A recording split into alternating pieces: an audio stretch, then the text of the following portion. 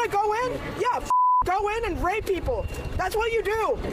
Race traitor. That's what you are. You're a race traitor. You.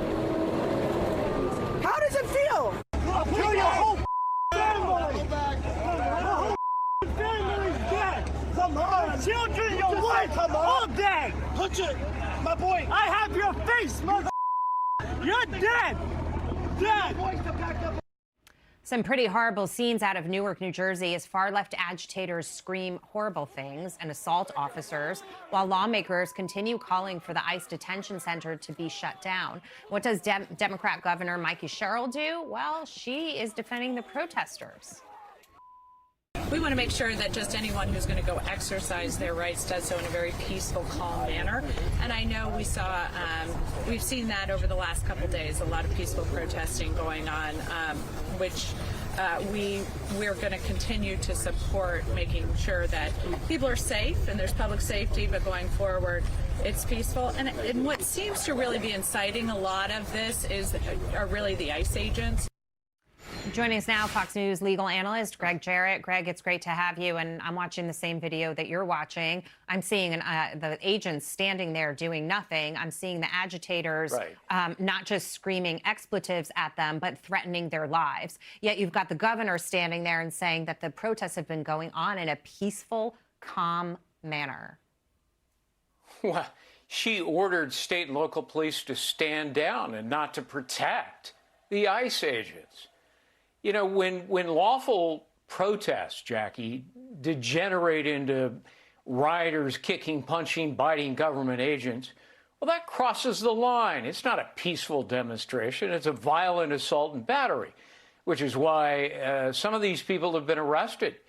You know, the First Amendment doesn't give you license to violate the law. And when these ICE agents are under attack, well, they're legally justified defending themselves.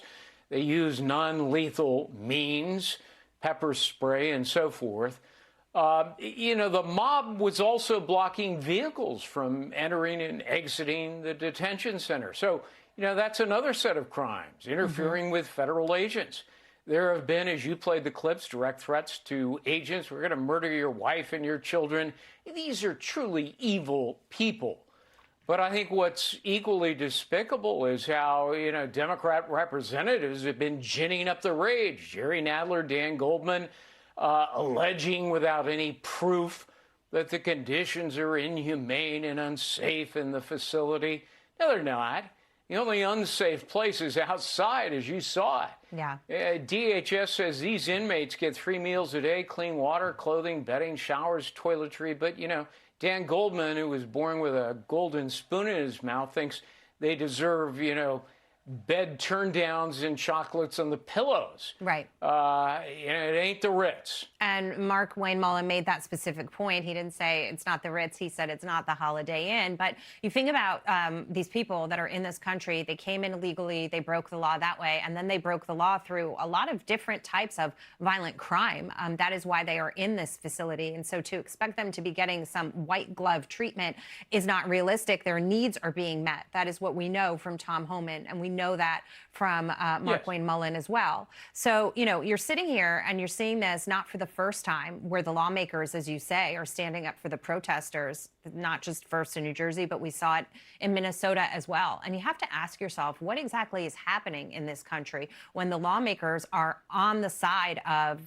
essentially, I'll call this inciting violence, because some of these situations, the pushing, the shoving, the threats, it's not nonviolent. Yeah, I mean, look, I condemn these lawmakers who are supporting the lawlessness. They don't care about law and order.